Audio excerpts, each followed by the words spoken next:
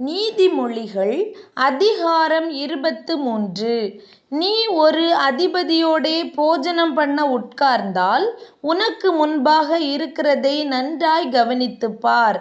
நீ போஜன பிரியனாயிருந்தால் உன் தொண்டையிலே கத்தியை வை. அவனுடைய ருசியுள்ள பதார்த்தங்களை இச்சியாதே, அவைகள் கள்ள போஜனமாமே. ஐசுவரியவானாக வேண்டுமென்று பிரயாசப்படாதே, சுய புத்தியை சாராதே. இல்லாமற் போகும் பொருள்மேல் உன் கண்களை பறக்க விடுவானேன்? அது கழுகை போல சிறகுகளை தனக்கு உண்டுபண்ணிக்கொண்டு ஆகாய மார்க்கமாய் பறந்து போம். வன்கண்ணனுடைய ஆகாரத்தை புசியாதே, அவனுடைய ருசியுள்ள பதார்த்தங்களை இச்சியாதே. அவன் இருதயத்தின் நினைவு எப்படியோ அப்படியே அவன் இருக்கிறான்.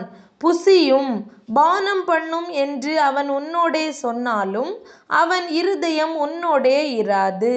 நீ புசித்த துணிக்கையை வாந்தி பண்ணி உன் இனிய சொற்களை இழந்து போவாய்.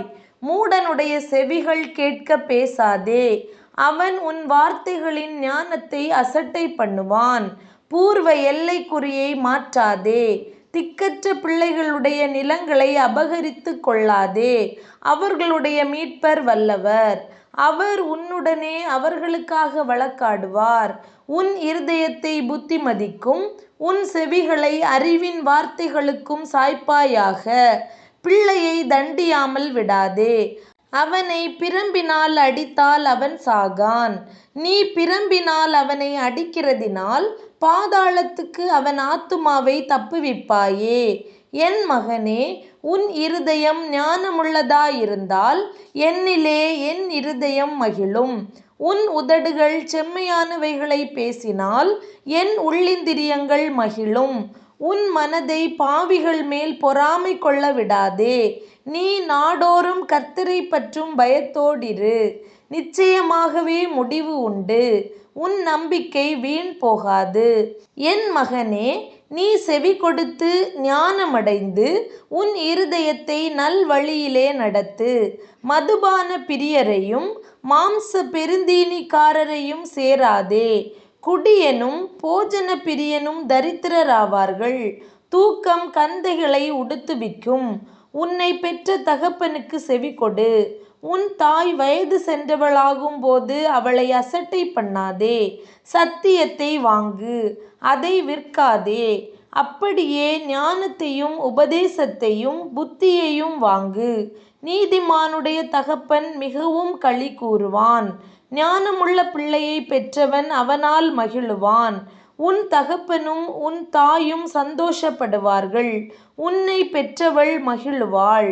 என் மகனே, உன் இருதயத்தை எனக்கு தா.